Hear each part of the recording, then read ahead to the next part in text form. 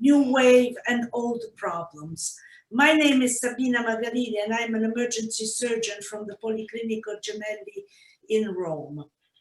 Before we start, I would just like to go through the meeting rules. These are if you follow us, these are the usual rules anyway. The meeting will be recorded and published on the project website. You can ask questions anytime during the chat, and questions will be addressed during a question and answer session. So please keep your mic off and camera also, unless you are asked to do differently. It will smoothen the conference. And we will take some pictures during the conferences. So if you wish not to appear, please leave your camera off and your name will be deleted. One word of introduction of the project No Fear. The aim of the project, No Fear is a project which is a network of practitioners that brings together practitioners, decisions and policymakers, suppliers and researchers in the field of emergency medicine.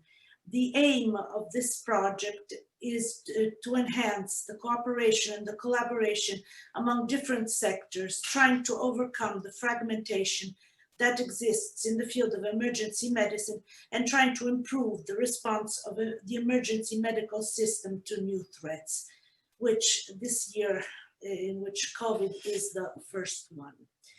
Why did we decide to speak about a new wave and old problems? Practically all of Europe is going through this dramatic situation. As you can see from the graph from the ECDC, the COVID situation is progressively worsening. The title, New Wave, Old Problems, because if you look back at the Great Influenza, which is something that is maybe comparable to this emergency we're having now, we see the same problems in the second wave that we might be seeing now. Let's hope that in this case it won't be as severe as that.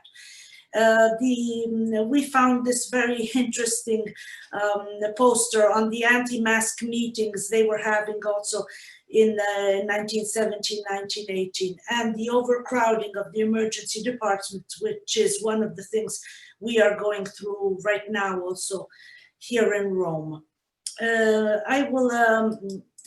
The meeting agenda, we are having 5 speakers from the No Fear projects from Israel, France, Spain, Austria, and Belgium. So now it is my pleasure to introduce Chaim Rafalowski. Chaim holds an MA in Public Policy and Administration from the Tel Aviv University.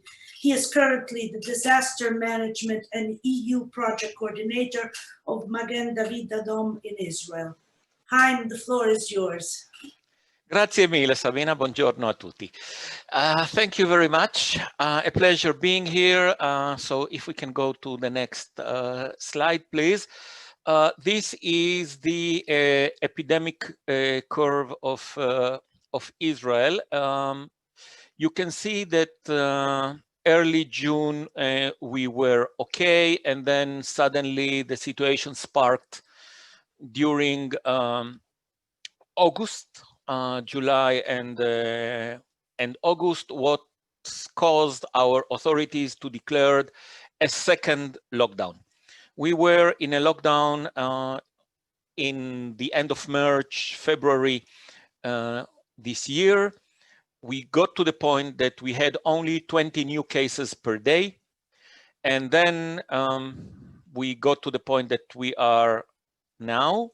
I will talk about it in a second about the why this happened. I have to say that you can see to the very right of the graph that lockdown works, and as of today we came down from more than 8,000 cases on a daily basis. Today we had only 1,800, and we hope it will stay like that. Next slide, please. You can see the 2 spikes in the number of active cases in Israel, one in March and the second one in August. And the green bar is the number of new cases daily on the right-hand side graph. What is important to say is that by the end of the first wave, the public sense was that the pandemic is over. There were all kinds of sayings in our country, even people saying that COVID will not survive the Israeli summer. And when you came and said, but Brazil has the same climate as Israel during summertime, the only difference is they have it all year long. And look at their figures, nobody cared about it. It was like, we are okay. We survived the lockdown, and it was a very harsh lockdown because it was during the week of Passover, one of the highest Jewish holidays. And now we had the second lockdown during the Jewish New Year and Yom Kippur, which is the holiest day in Judaism, and during Independence Day and the Commemorative Day for those who fallen fighting for the freedom of this country. So first lockdown was harsh, and everyone was like, we are okay now. And even our prime minister said publicly, we are okay, go and have a beer. So everyone went and had a beer, and this is the result.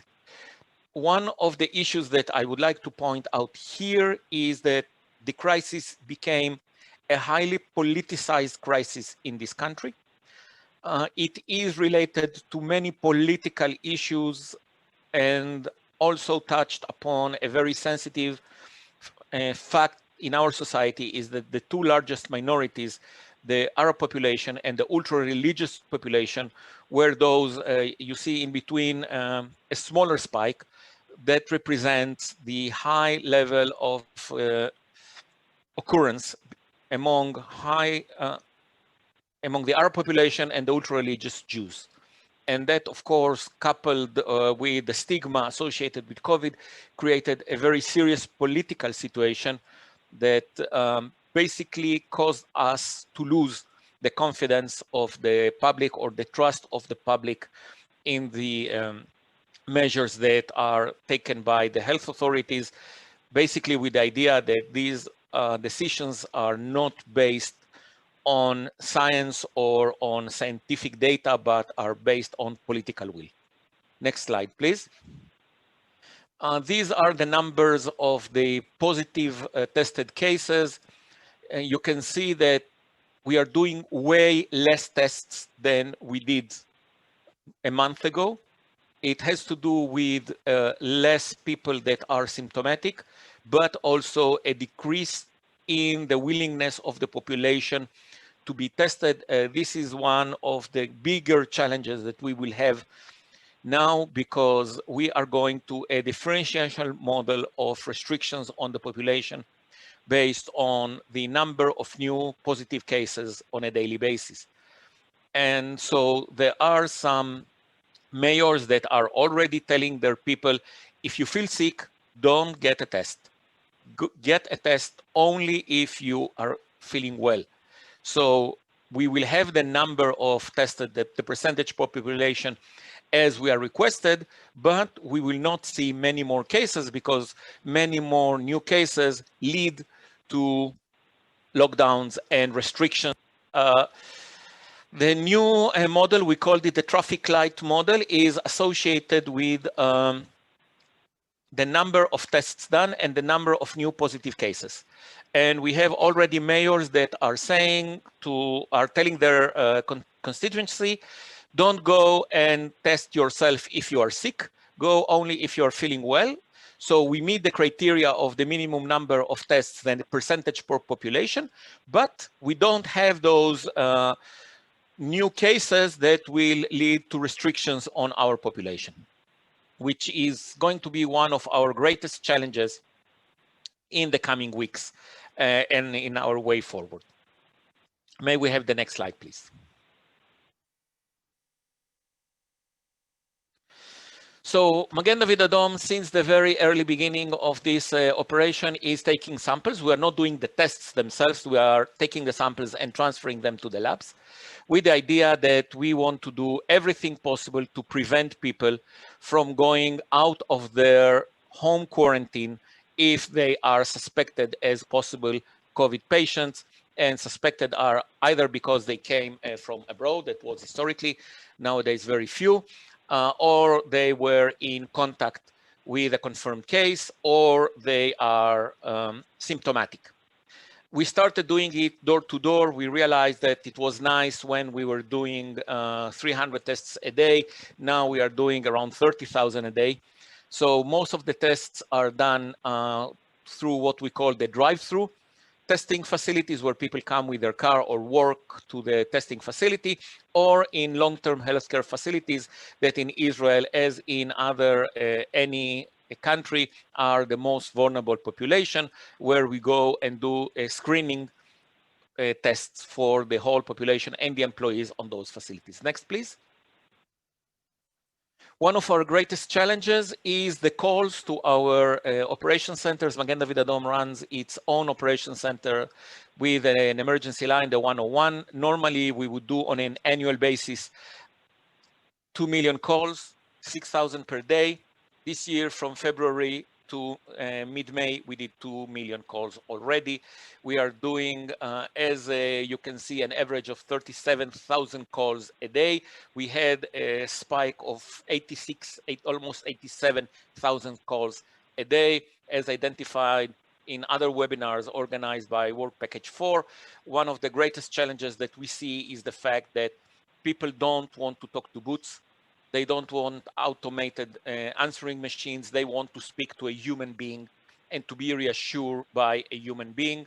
I think that this is something that we will have to research further, thinking about other emergencies, and especially those who are long-term. We're, of course, treating and transporting patients who are suspected or confirmed COVID cases, and also as the National Blood Service for the State of Israel, Magen David Adom is collecting convalescent plasma from people who recovered from corona, and are providing the plasma as a treatment, and it's an authorized treatment in Israel for patients in a severe situation or life-threatening situation. Next, please. What have we learned? Our personnel, just as an anecdote, you can see our staff, they don't like to shave, as any young people in the world at the moment, and your face mask, it's not important if it's a N95 or a normal face mask, is not very effective when you have a beard. So we had to ask them to shave. And acknowledging their difficulties, the fear, the fact that they are very brave people, and we have to recognize that donning on your PPE and treating patients that you know are suspected or confirmed of COVID is something that causes you a lot of worry. To be intubating such a patient today and putting your face as close as you would during an intubation to the airway of a confirmed patient, I have to say you have to be a very brave woman or man when you are doing that. And going back home knowing that you might transfer the disease to your family is not easy. And this is what these people are facing during the last 7 months on a daily basis. So we have to acknowledge their difficulties, we have to recognize their sacrifice, and we have to take care of that. We have to brief them and train them. We are dealing now with new skills that we had are no longer there. Our communication is reduced when we are using PPE. Our capacity to touch patients is reduced. For those who had the nice experience of auscultating a patient with a PPE on, it's challenging. Let's put it as an understatement, a very simple understatement that everyone understands how difficult it is. We have to talk about it. We have to teach the people. We have to allow them to learn new ways of doing things. Of course, PPE is an issue, and just to mention a small example, also identified in other webinars of Work Package 4, that an extra large, when it refers to Chinese size, is barely a medium in European or American size. So for example, we have a serious issue that we don't have a standardization of size, which makes our life a little bit complicated. I already spoke about new roles of EMS, also for our brave colleagues from SAMUR-Madrid, who were doing long-term healthcare facilities and emergency hospitals in country, which I think is something they never thought they would be doing. We had to change our EMS procedures in the way we treat patients. Nebulization, for example, which is standard of care, became one of the most dangerous things you can do for a patient. CPAP the same. Things you used to do inside your ambulance are no longer admitted as a procedure because it generates aerosol, so you do it only outside of your ambulance. As many things that we had to change. I will talk here about community care in a second. We had to address specific needs of our population. The image that you see there is from a testing facility during Ramadan time in Israel that had to operate overnight because people will not come to be tested while they're fasting. And I cannot point enough the issues of the psychosocial impact, not only on our communities, but also on our providers. The number of people dead that they saw is remarkably higher than they used to. A colleague in one of the countries said, if we used to run 3 cardiac arrests in an 8-hour shift for our whole rotation of ambulances, now they were running 3 cardiac arrests per team per shift. And I imagine how hard it is that you are not done with your first cardiac arrest and the dispatcher is on the radio. I need you, we have another cardiac arrest for you. It's a major issue. When I talk to our colleagues in Italy and we admire their work, and we are told that above a certain age, they were told, don't bring the patient to the hospital because there is no capacity to treat them. As a paramedic, I was never trained or never thought about the idea that I will arrive to a patient who needs my care, that I know needs hospital care, and I would say, Madam, sir, I'm sorry, the healthcare system doesn't have the capacity to treat you. We will leave you at home to die. That's something that, for me, it's unbearable. And those people need the opportunity to talk about those issues. Next slide, please.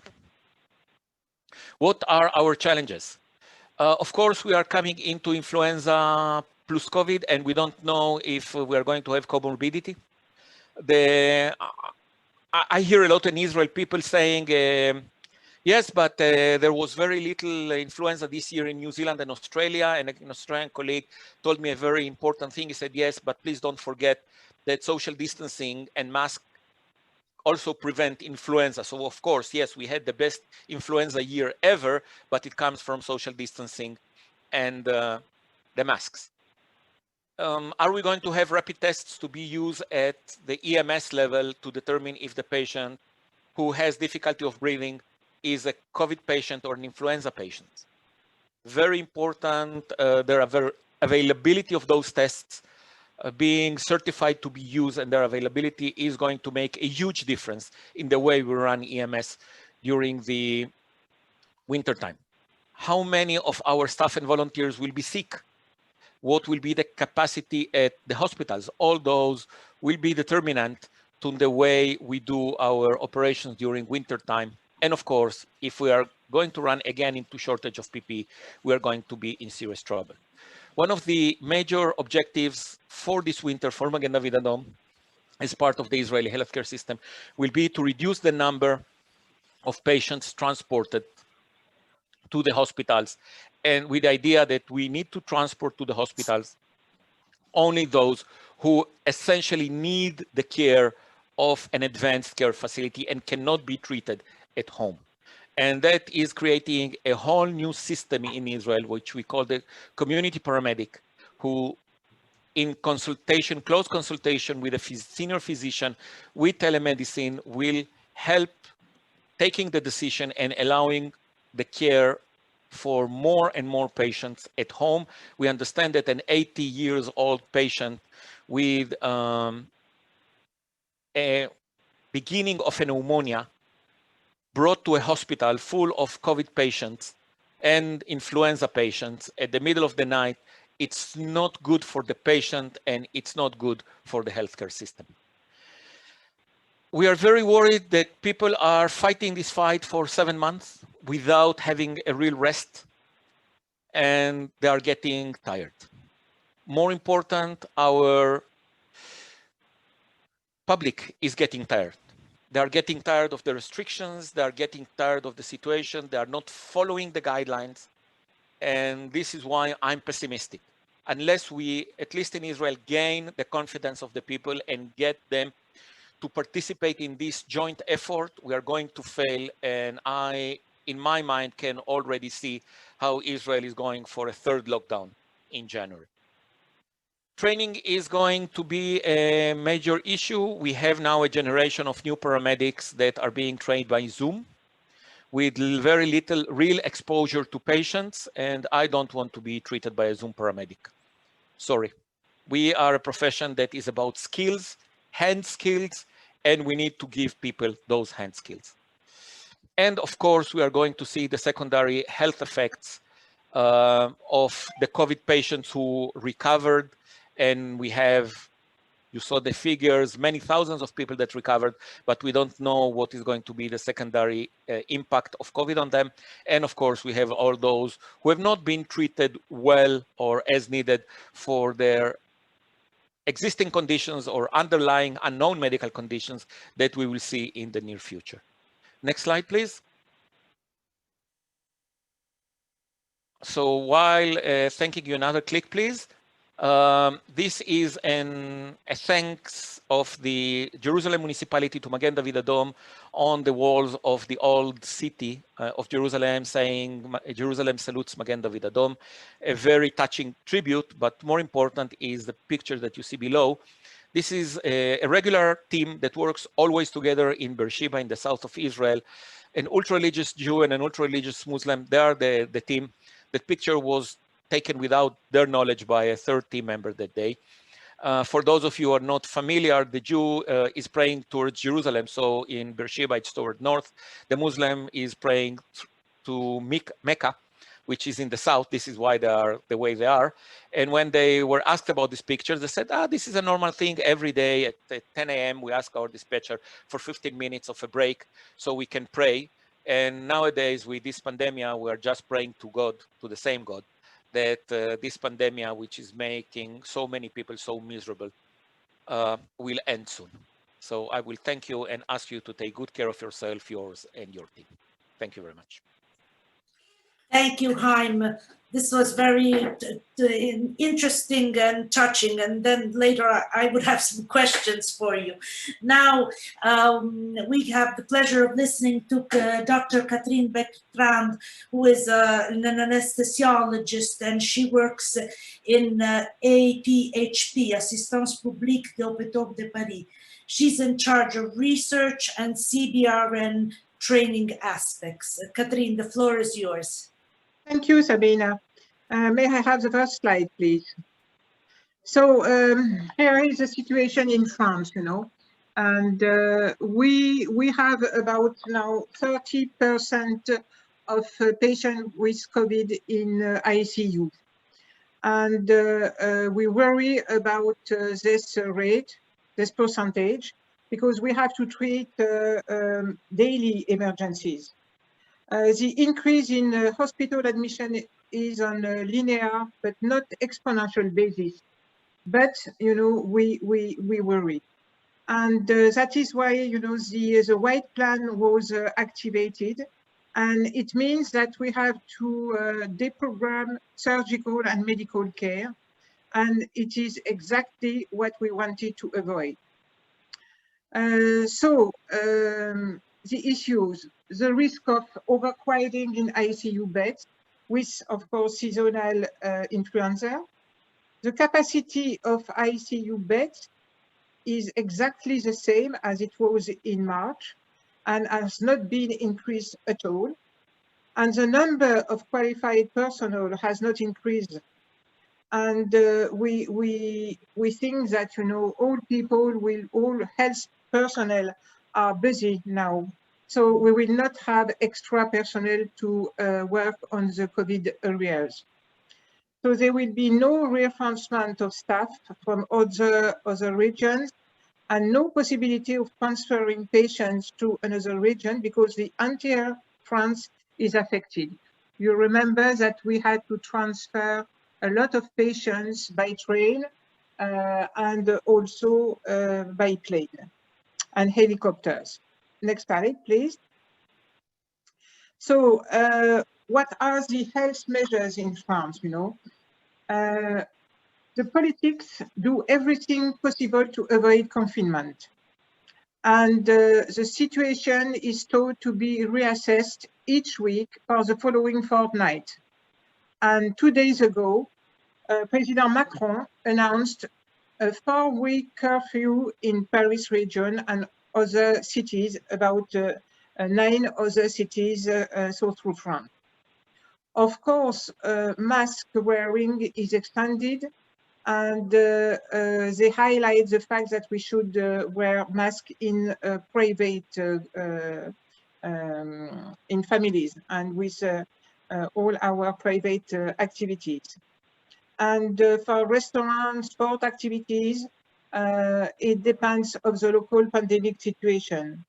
And of course, we also have a list of countries in which the virus is heavily circulating and from which it will not be possible to enter France without a negative test, I mean a PCR test, before boarding on arrival. Next. So I wanted to say that, you know, the treatment is not exactly the same as it was in March. Of course, the main cause of death in patients with the coronavirus disease is hypoxemic respiratory failure and severe acute respiratory distress syndrome. Symptomatic patients with rapidly falling oxygen saturation levels and dyspnea are put on either invasive or non-invasive mechanical ventilation to manage respiratory failure. And now here is the profile of patients admitted to our intensive care unit in October. The average age is 60 and to 70 years. 85% of men with, of course, comorbidities, and 50% of patients are intubated and 50 other patients are on non-invasive ventilation or very high flow oxygenation. And actually, these people are older people, and maybe we don't want them to be intubated. And because we still have some space and some free beds in ICU, we have more elderly patients compared to the first wave. Next. Remember we spoke about the CPAP Busignac, and we have different oxygenation approaches in patients with hypoxemic respiratory failure. During the first wave, we had a fear of risk for virus transmission to healthcare workers from aerosol generating procedures, risk of sudden death. Therefore, we use early intubation, and of course, we know the risk of infection and the high rate of mortality. If we see what we can read from papers, you know, involving a lot of patients, the authors calculated the average mortality of patients admitted to intensive care units worldwide, and the average mortality rate was 41%. With experience, what we learned? We experienced non-invasive means in first intention when oxygen flow reached 12 to 15 liters, and of course, meaning the standard oxygen therapy. We alternated oxygenation at high flow with non-invasive ventilation or CPAP Busignac, according to the case. The idea is to help breathing, maintain a positive end expiratory thoracic pressure, increase FiO2, and as much as possible. And what are the intubation criteria? Of course, desaturation below 85%, polypnea, increase in capnia, acute respiratory failure, exhaustion. We practice intubation plus sedation plus polarization and ventilation with protective parameters to avoid volo aggression. And we practice ventral position and use sometimes of NO gas. ECMO remains the exception. Next. What is changed also? We know that we can have a significant reduction in mortality with corticosteroids. And from the recovery study, these medications are now considered as standard of care in the treatment of severe COVID-19. And dexamethasone is the most effective molecule at a dosage of 6 milligrams per day, and is indicated as soon as the subject must be oxygenating and depending on oxygen, meaning a saturation below, as soon as the saturation is below 95%. And of course, for severe cases, of course. Next.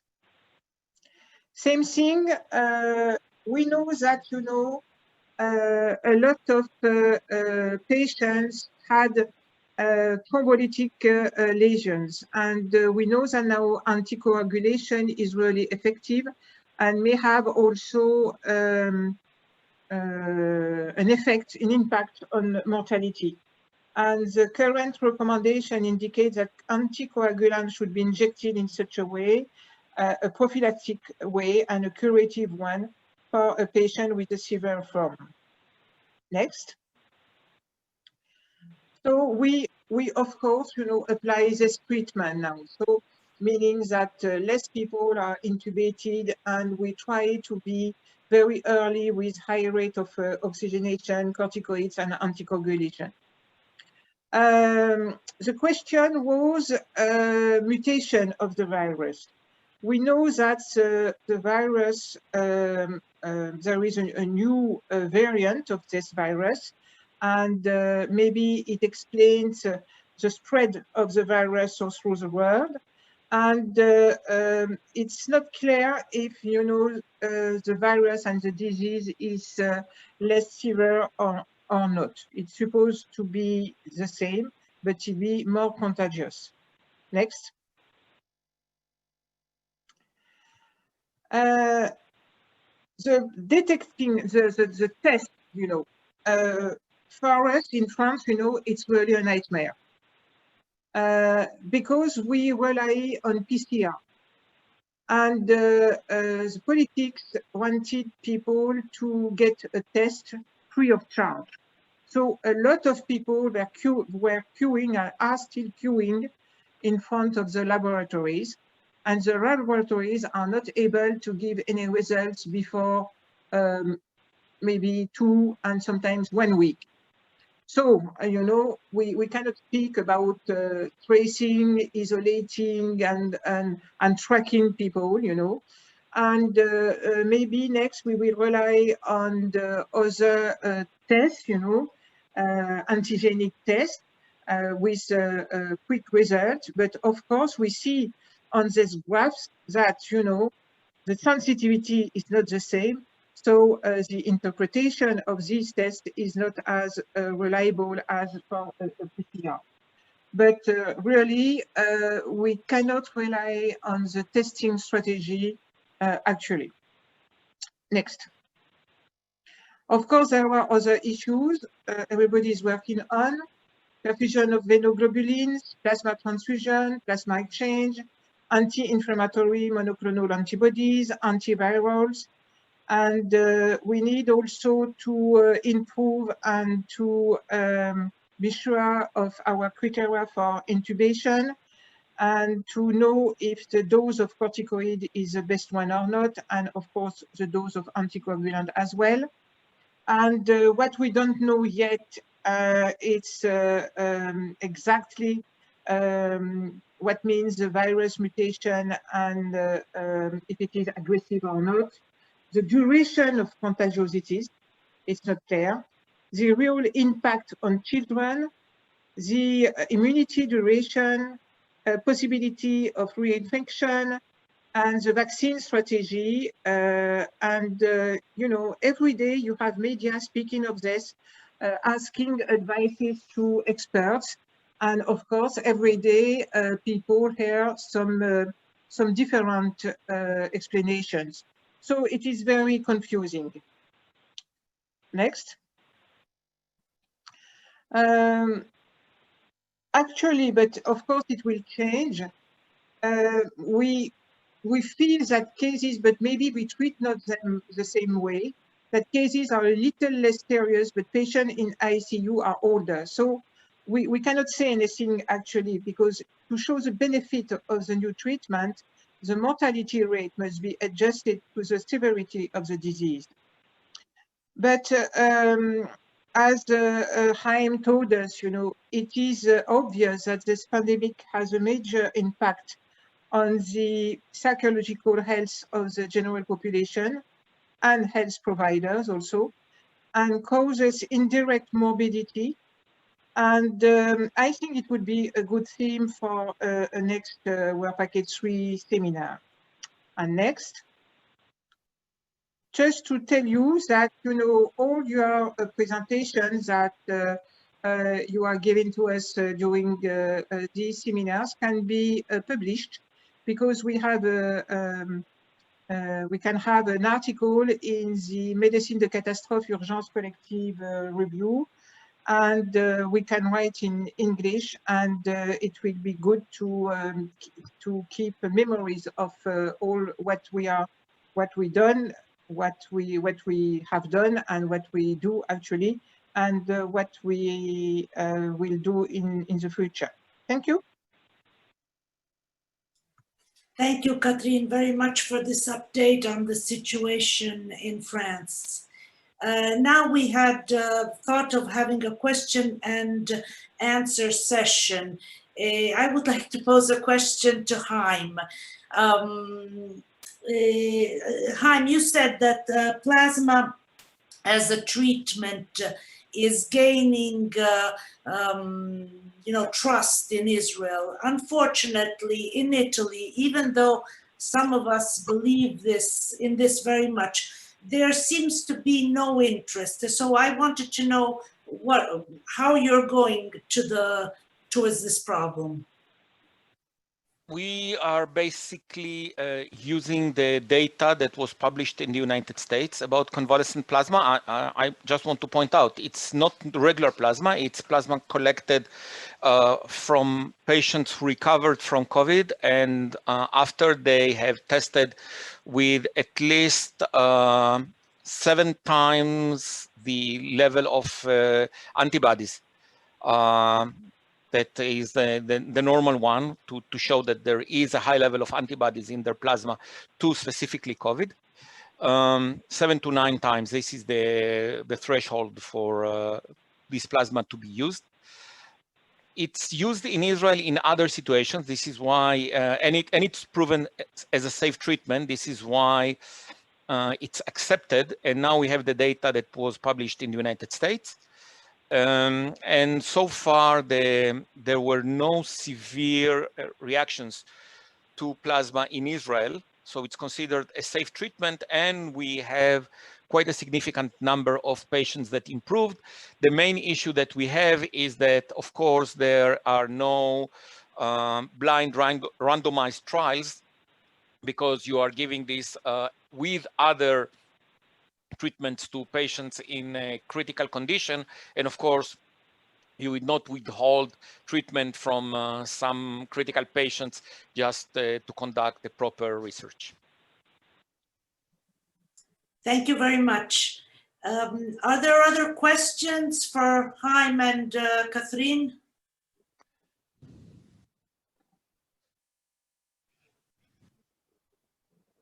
So if there are no other questions, Catherine, there is a question on, they would like your view on the curfew imposed in France. Yes, okay, so it will start tomorrow night. I think it's a good idea, and maybe politicals did this because, you know, it's done in Germany, in other countries, and it was successful in Guyane for us. The problem is yes, to close restaurants and to close theaters, and of course we are not allowed to have more than six people having dinner together at home, but nobody will check, you know, so don't worry, you know, they will not follow the rules. But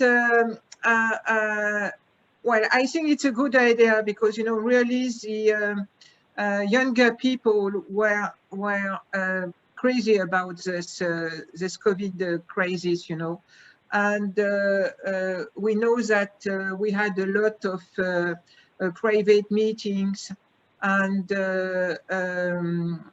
I think it's a good step to start with, and we will see, because, you know, we have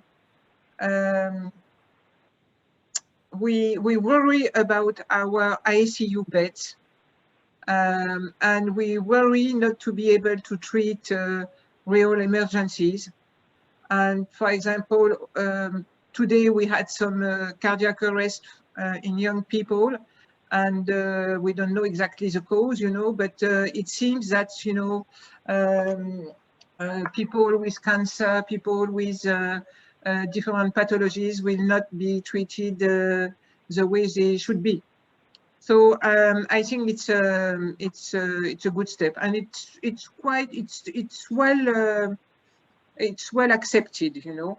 And of course, for restaurants, for sport activities, for a lot of things, you know that they get some money from the state, from the government. So they try to avoid some huge economical problems. Okay, thank you very much. I don't know how a lockdown now in Italy would be accepted, but they're still crying about the one that's passed. So, now we can pass to the experience in Spain. Paloma Miravet is an anthropology and nursing. She has an anthropology and nursing degrees and a master's degree in critical care and emergency, and I think also many other diplomas. And she's worked in ICU in various Spanish hospitals and is professor of the European University of Madrid.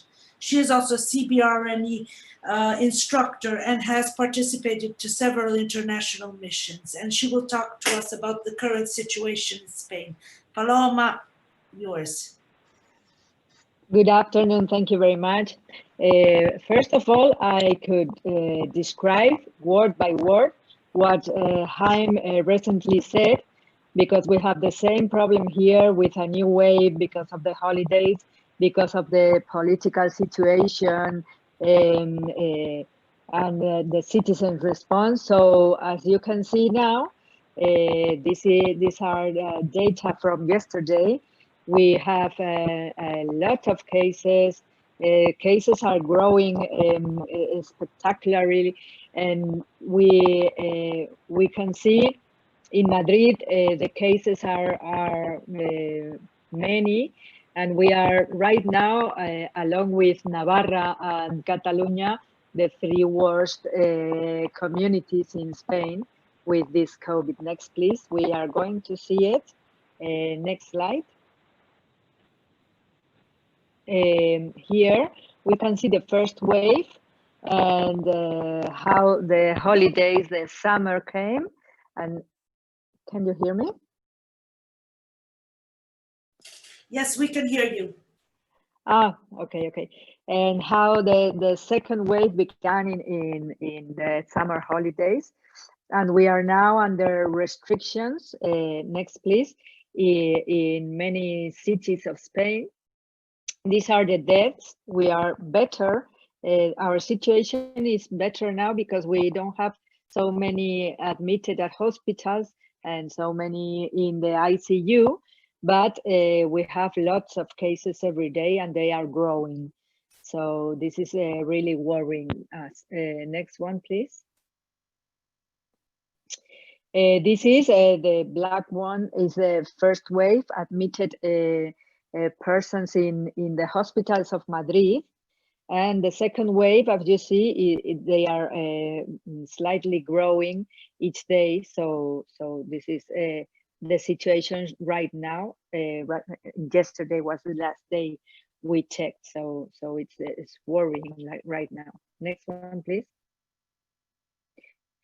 So the actions taken by our local government in the first wave, we deployed a contingency hospital in a fairground in Madrid. We called it IFEMA Hospital. With a first ward was an emergency ward with only beds and an oxygen support, portable oxygen support. And two other wards with ICU and with wards fully equipped with individual beds with separate between patients. So it was better prepared. We treated 4,000 patients there, and it's not open now, but it's ready to be opened in 24 hours if it's necessary. So we have it there, and we are not losing sight to opening the IFEMA hospital again. Next one, please. The admitting criteria in IFEMA hospital were patients with pneumonia and no need of mechanical ventilation. We did have ICU beds, 20 ICU beds with patients who were inside IFEMA and they were getting worse and they had to be ventilated or intubated. So we could put them there and not taking there to another hospital. We did have 18 patients who died in this hospital. Next, please.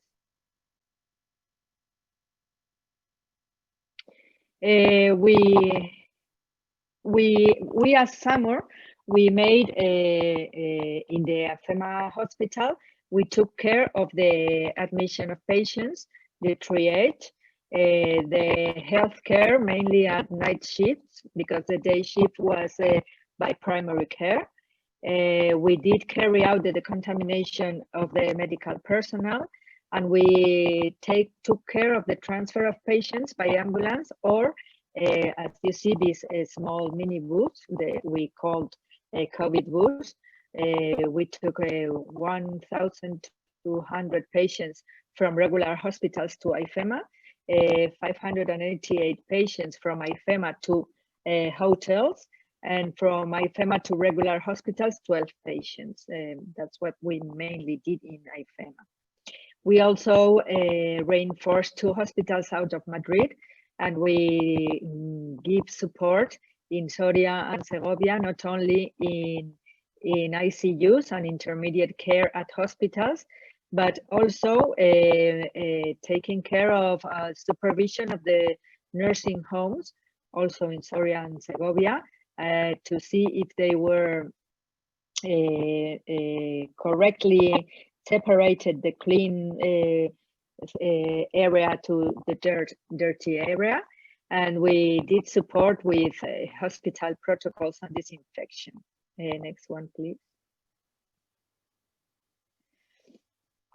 The new things we are doing now in this new wave, we are taking much more screening. We are doing lots of screening, And we have different points in Madrid to take PCR or antigen test determination. What we do is we have in the same place 3 nurses, 5 EMTs, 3 administrative staffs, and 2 local police. Next one, please. And the way we do it is we make an appointment to the population of that area, and the local police has the list of these appointed people. The administrative staff register and give an ID number, and there are 4 points to take the sampling. After this sampling, an EMT processes the sampling with the reactive, and they can do up to 10 tests at the same time. The users will wait for the result in a private area, and they will be notified in a private way, of course.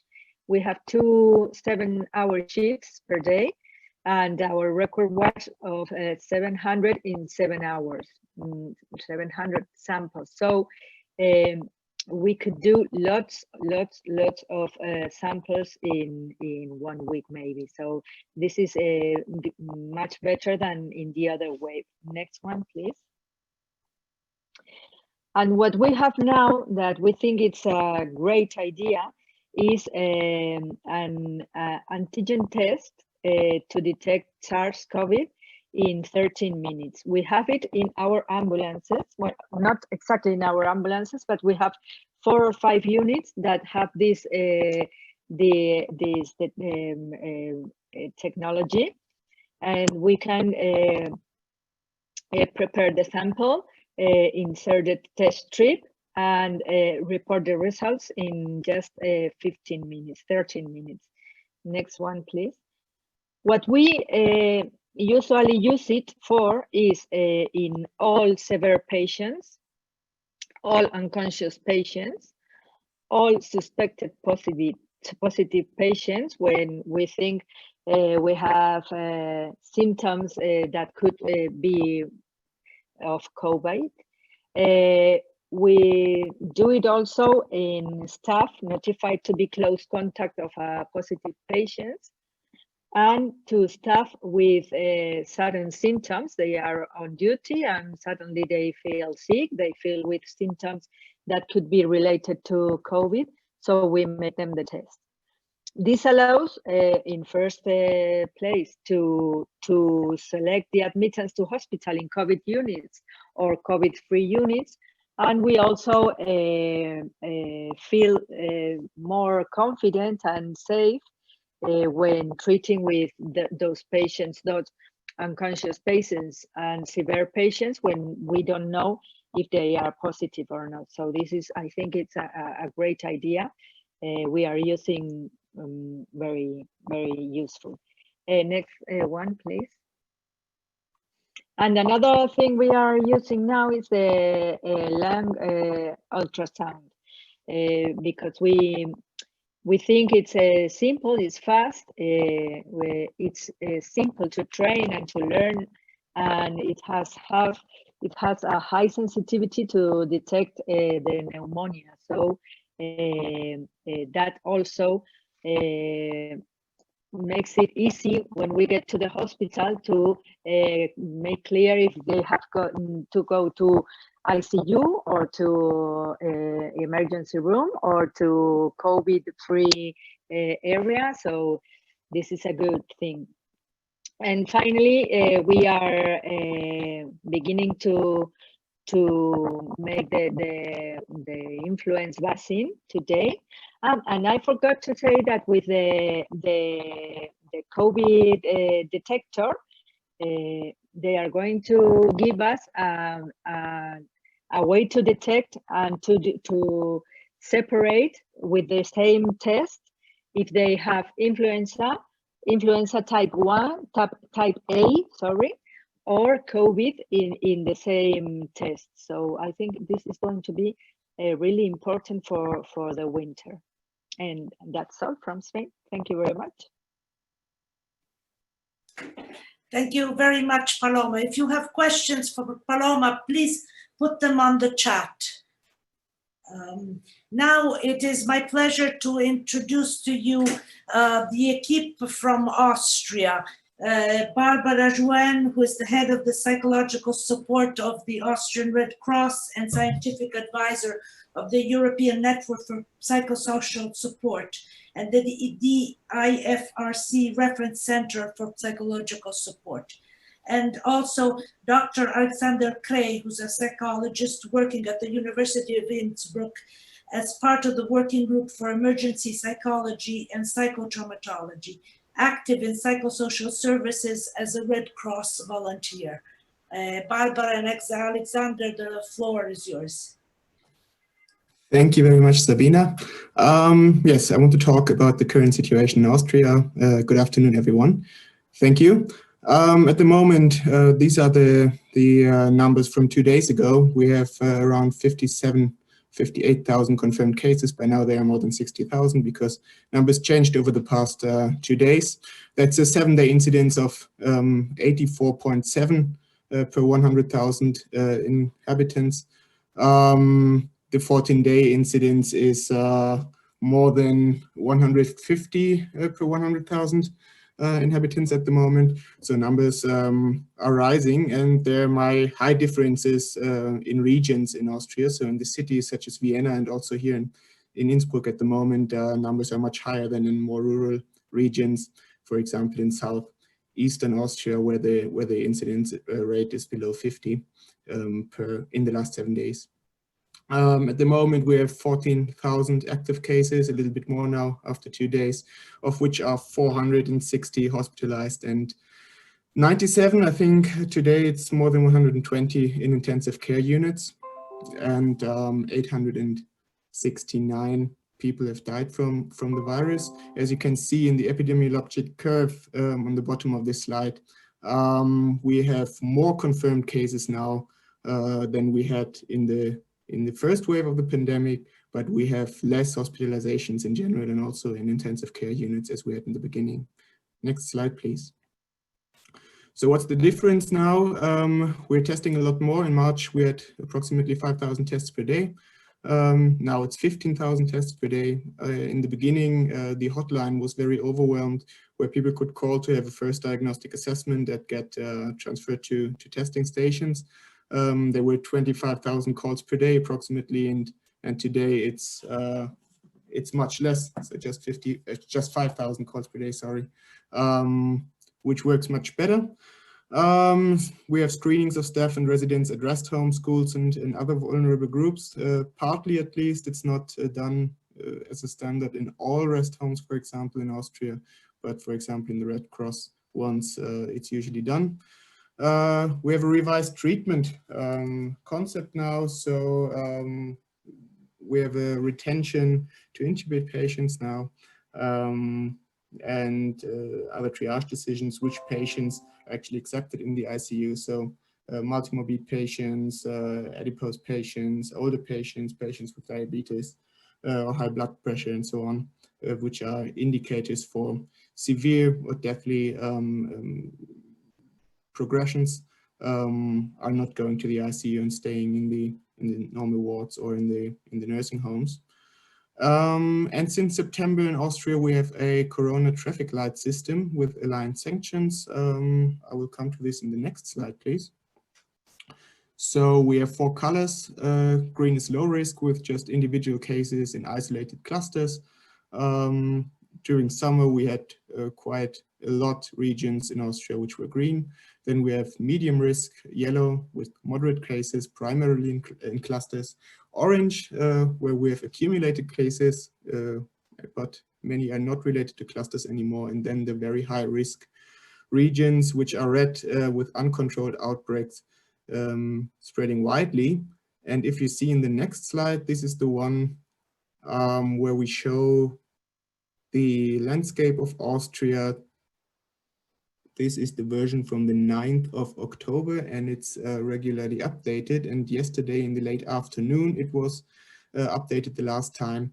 And the regions around Innsbruck and large parts of Tyrol, and also in small regions in Upper Austria and the area around Salzburg, turned red yesterday, and also in southern Austria, many regions are not green anymore and turned to yellow and orange. So the whole situation is getting more severe, and we have new measures now for protection. Next slide, please. Of course, as we have heard before, the preparation for the seasonal flu is coming up too. We have free vaccination for special groups, especially children from 6 to 15 years old can get freely vaccinated, and also in rest homes we have high doses vaccinations now, and older people get free vaccination in parts. Family doctors are getting sensibilized for assessments and more involved. The use of rapid testing kits we have now, and the main challenge is that there's not enough vaccine in all regions in Austria at the moment. We have more access to vaccine in the eastern parts of Austria than in the western parts of Austria.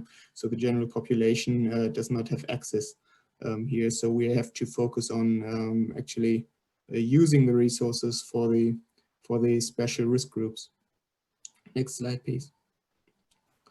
What's interesting among the population, we've heard that I think in other presentations today before, is that the population is maybe thinking differently and getting less careful over summer. And here this graph is in German, but I will shortly explain. On the bottom line, you have the time, the progress. So the measures start in the end of March until the mid of September. And the blue sections are the ones of people who think that the current measures in that time are not sufficient, and the red ones in the bottom are those who think that they are rather extreme or too extreme, and the ones in the middle think they are appropriate in this certain situation. And you see in the beginning many people thought that the measures are appropriate, and this number is getting smaller and smaller, so we have a polarization in the population, and more people, about 1/4 of them think measures are not sufficient at the moment, and about 25% also think they're too extreme. So the views of the population is changing at the moment, and you can also see that in the next slide, where the question is if people think that the measures are efficient. Back again, please. Thank you. Again, here the blue section things is the number of people who think that the measures are effective, and the red ones are those who think that they are not effective. And you can also see that the number of people who have trust in the measures is going rapidly down since the beginning of September. And Chaim said in the beginning, it's very important to have the gain confidence of the population now in the measures and in the COVID response, and I think that's very central now too. So we have to make sure to gain the trust again of the population, because otherwise, as we see now with the rising numbers, the situation might get very severe at the moment. Next slide, please. We also heard that also another thing that Chaim made very clear in the beginning is the challenges for staff and volunteers involved in the response at the moment. So what we are focusing now at the University of Innsbruck and research in No Fear is to measure stress and well-being among certain population groups, especially in healthcare personnel and in emergency organizations, by survey studies and also by conducting interviews to see where the challenges are and to monitor this and maybe make recommendations and adapt psychosocial support measures with regard to what we hear in challenges. And we are collecting new data now from the beginning of November to see whether the perception among this group changes over time from the first wave of the pandemic towards now. Thank you very much. That's all from me. Thank you, Alexander. Very, very interesting. Is Barbara presenting something? No. No, but she's here if any questions. I am here. Oh, okay, okay. But Alexander is perfectly capable. Perfect, you're right. Okay, thank you very, very much. Now we go on to the experience of the group from Brussels. Professor Yves Hubloue, who is the chair of Department of the Emergency Medicine of the Universiteit Brussels, and the research group on emergency and disaster medicine at the Medical School of Vrije Universiteit Brussels. He knows Italian better than I know Flemish. This is Flemish, right? Okay, and also working together with Sofie Pauwels, and she works currently together with Professor Hubloue as an emergency physician, as a teaching assistant in the medical school. Yves, your experience. Thank you, Sabina. Thank you for quoting my Italian. Grazie mille. Buongiorno a tutti. Good afternoon. Thank you for giving me the opportunity of sharing our situation currently happening in Belgium. Unfortunately, Sofie is not here. She's teaching at this moment for our medical students, so I will take care of the webinar. The title was New Wave, Old Problems. Can I have the next one? I changed it a bit. I said a new wave, new problems, and I wanted to focus a bit on the new problems we faced.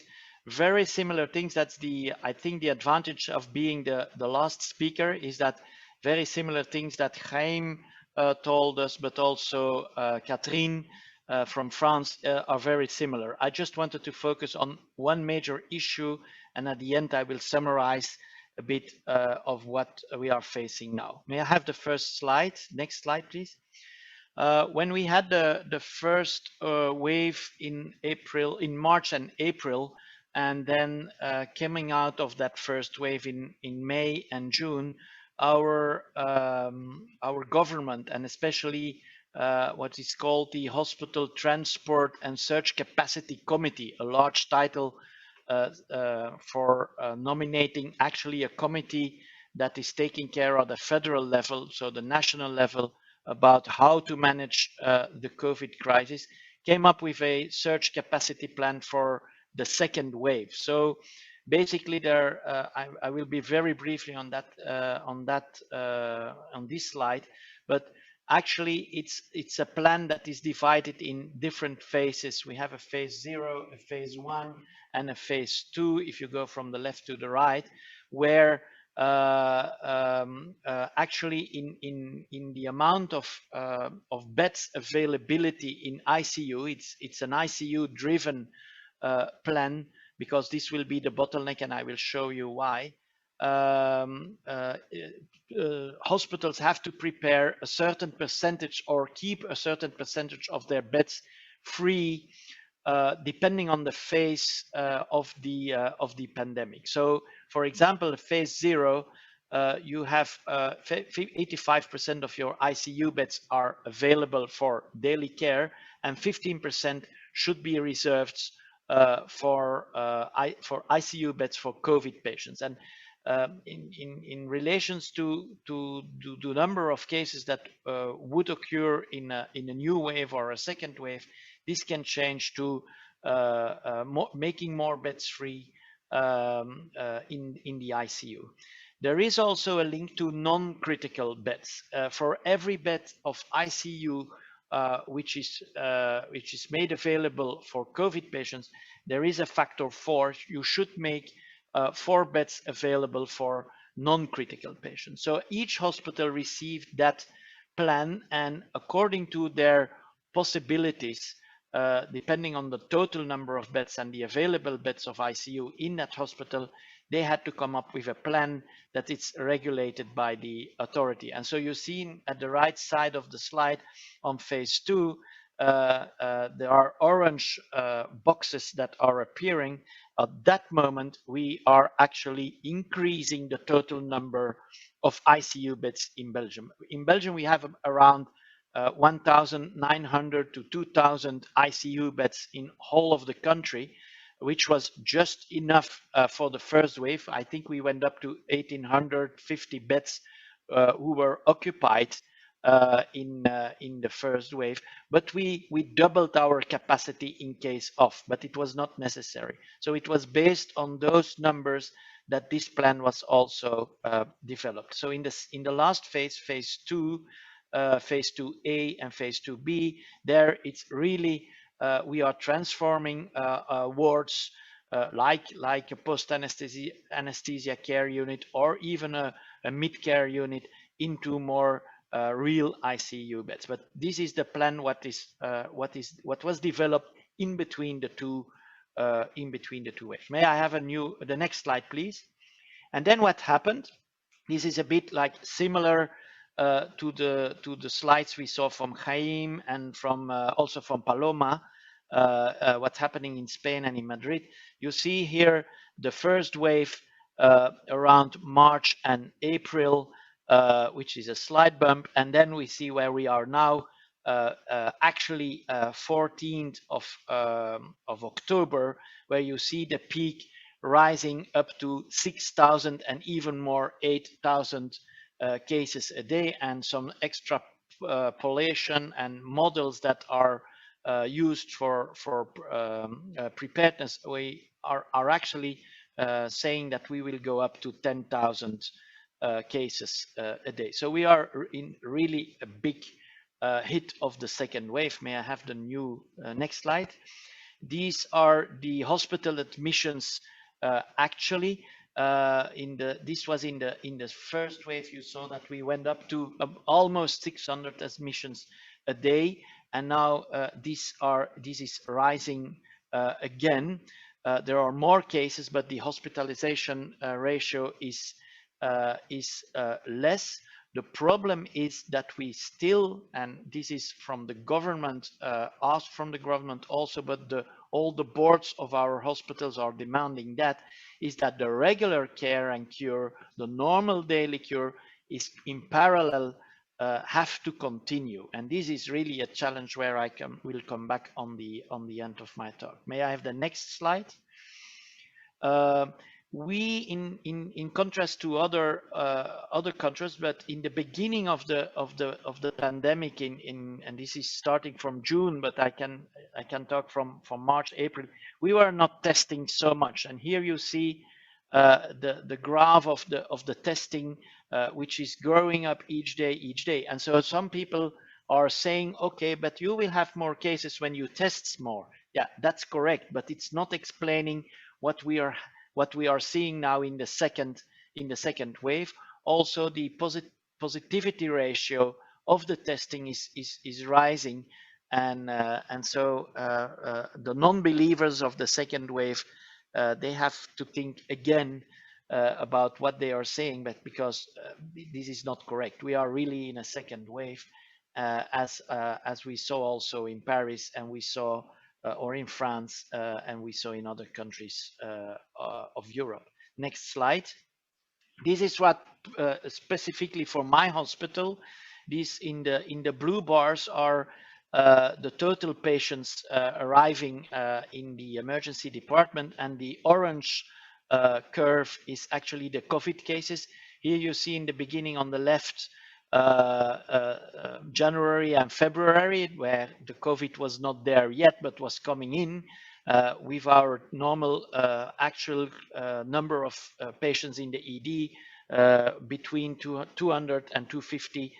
Even we went up to 270 patients a day. Then we had the lockdown and the first wave, where the total numbers dropped. The COVID cases came up, and then a slightly down size of the curve until the vacation period like June and July. And then you see that there are some peaks again where we were allowed to travel again, where borders opened, and where curfews and other measures were downsized, and people were sitting again together, were having drinks and beers together, and we saw again in vacation period that it started to raise again. And these are the figures now in our hospital on the right hand side, where our COVID cases are increasing again up to 40 cases, suspected cases a day. The difference in the first wave, then we saw that the people were not tested yet, but now with the testing, we saw more and more positive tested cases arriving to the hospital. They have been seen by the general practitioner 2-3 days before, but they are not evolving very well. And as Catherine also said, our mean age of people that are in the ICU is around 60 to 65, and they are seriously ill. Next slide. We also defined for our department a kind of upgrading, upscaling of the ED in case of more personnel, or adapting zoning where patients could be treated, yes or no. And so we are still now in our phase 0. We can manage it still with the normal architecture from the department, so and with normal settings of doctors and nurses, normal shifts. But if we go to phase 1, which we are actually flirting with, we should rethink and plans. We had a crisis meeting this morning. We will reevaluate after the weekend to see if we have to upgrade, yes or no, because just yesterday our government decided to upscale the national disaster plan for the whole country up to phase 2, and I showed you in the beginning what this means. So they have to prepare more beds for ICU, etc. So probably this will also impact our organization. Next slide. This in the summary, this is the last one. Our challenges and actually new problems between the first and the second wave is that, okay, we see again an increasing number of COVID cases, but our main challenge was that the ongoing regular care should be provided also. So we saw a reduced capacity of non-critical care wards for COVID patients who are rising now, and we see also a reduced capacity for ICU for COVID cases because there is cardiac surgery, there is neurosurgery, there are other septic patients, etc. So this is a very difficult equilibrium, and we are walking on a thin cord, or we working on thin ice. So I was happy that yesterday there was at least a governmental decision that all hospitals should scale up and divide all the things on the whole country, map. In the second wave, as Chaim said also, we had the first wave, COVID was there, has disappeared, and we went quickly back to normal business. But at a certain moment, and he will certainly understand me from the EMS point of view, in the first wave, we had a kind of central regulation of the beds amongst all the hospitals, and this was not the case anymore now. So we had to call for minutes and hours from the pre-hospital to hospitals to different hospitals to get those people accepted, because all the hospitals were facing with the similar ongoing flows of patients, normal care and COVID patients. And as a result of that, maybe this is typical Belgian or not, hospitals are going in their self-protection mode, and they say we don't have any bed at all because they want to do their planned program.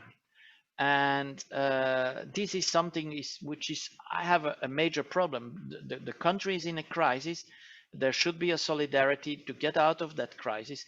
And so people are going into self-protection mode, which is, in my view, a bit unethical and even unacceptable. And as a result of that, we get now something we didn't see in our first wave, because we had the time to be prepared. We see boarding of patients, COVID patients, but also non-COVID patients, and this is really making me a bit nervous, because we are still not in the peak where we should be, and it could be also worsening. And this is making my night rest a bit shorter than as usual. And then finally, where we will be able to manage a very good sick leave in the first wave. Our personnel did a huge work in donning off and donning up their PPEs and for my department, for example, I have only five to six people that were detected positive in that first wave, which is really zero. Now I see an increased sick leave in personnel, as well in doctors, as well as in nurses and so on. Probably not in the hospital because our whole country is a red zone, and probably outside of the hospital they are more eager, more open to get infected rather than in the hospital. So in very brief, the situation in Belgium, which is, we are not proud because I think we are on the second place on the top of the ranking of the number of cases in Europe. But my only concern is now the parallel thing, normal care and cure, planned care and cure, letting this go together with the pandemic and the second wave that is really exploding.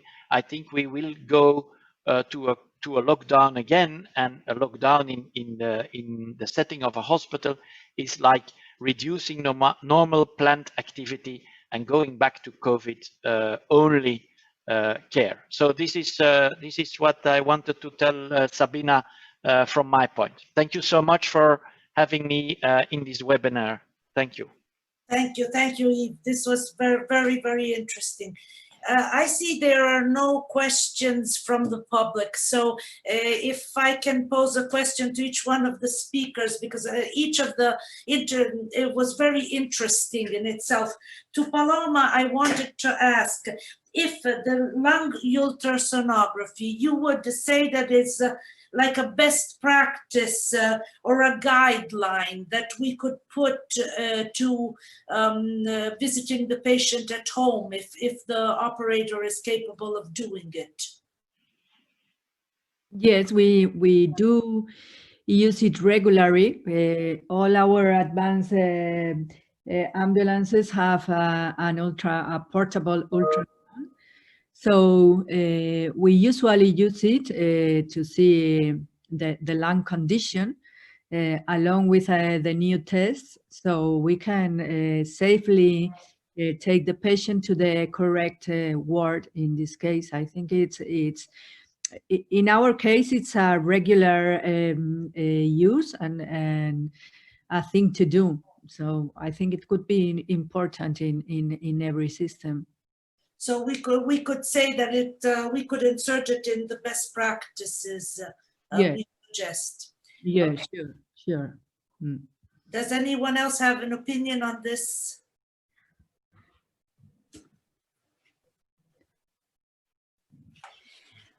Okay.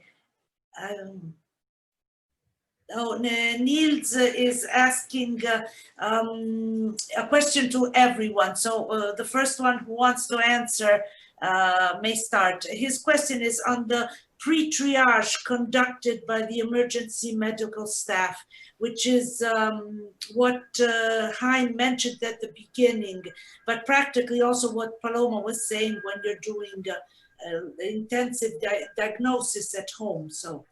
And maybe I just can elaborate my question a little bit further, because yeah, we have seen it is the public discussion about this topic in several countries, in particularly during the first wave, namely in France and Spain, but also in Sweden. So my question is, did you provide any concepts or kind of pre-triage or triage concepts for this selection done by paramedics, and how was this selection or the decision taken? And second question, between which patients you discriminated or distinguished, only between patients which were not so ill and should stay home? Or did you also, or were there discriminations like there were patients which were too ill, too severely ill, too critical, and it was decided to that they have to remain home? Sabina, this is Chaim. Yes, Chaim, please. first, in the Israeli society, the idea that someone is too sick to be treated at the hospital will be never accepted by the public. So this is out of the question. I have to say that our healthcare system at the moment is doing heroic efforts. When I'm talking about heroic efforts, I'm talking about the idea that as of today, we have 16 patients COVID patients that are on ECMO, though we know that some of them, because of previous medical condition, have a very slim chance of getting out of it. Still, they will receive the best treatment. Luckily, we have the capacity at the moment. The idea for the community paramedic is not to do triage. It's not about triage. It's about the idea that EMS personnel arrives to patients because of the time of the day, because it's over weekend or it's late at night, that can wait until tomorrow morning to be seen and treated by their primary healthcare physician. And for several reasons, it's a long discussion. They would not seek that level of care, but rather being transferred to a hospital. And the idea is that a paramedic on the scene, or an EMT or a paramedic on the scene, with the support of a senior physician through telemedicine, will be able to take together a decision saying the condition of this patient is such that she or he can wait until tomorrow morning, several hours, until primary health care will take over the patient. So it's not about triage. It's about taking a decision about the urgency of the care needed and the capacity of the primary healthcare system to deal with that patient.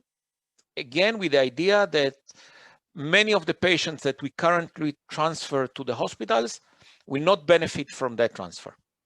Over. Thank you, Chaim. It's Catherine.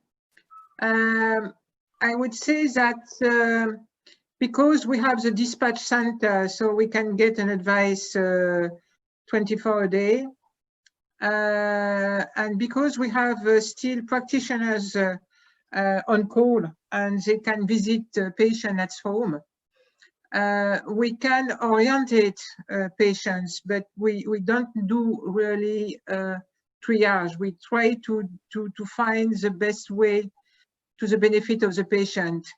And like Chaim said, you know, people are not used to die at home in France either. They know that we have a lot of hospitals, that we have a lot of care. And, you know, if, of course, the patient is having, you know, a severe disease and is already at home, and it is a family decision, it's okay, but it's not a lot of people. But if there is a respiratory distress, you know, the patient will not die and stay at home, never. Okay, thank you very much.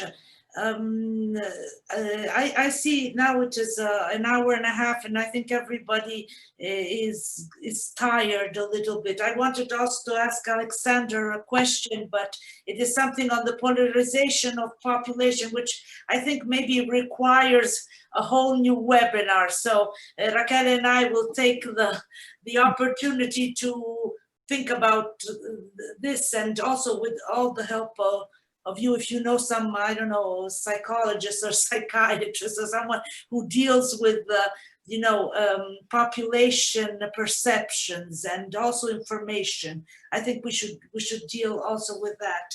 And so, and also for Eve, I had some questions, but I will pose them to you later on, because I think more than an hour and a half, everyone is tired, and not to make this webinar so long. I hope you all agree. Yeah. Sure. Okay. Sure. So before saying goodbye, Raquel, Danielle, and I want to especially acknowledge the work of Matthew Voigt from Trilateral, who helped us very much for the social media and the technical help. So we just want to mention him and say thank to all of you, and we'll be hearing from each other soon, very soon. Bye Okay. bye. Thank you very much, all of you. Bye. Bye bye. Thanks, everyone. Bye. Bye bye. Bye bye. Bye bye.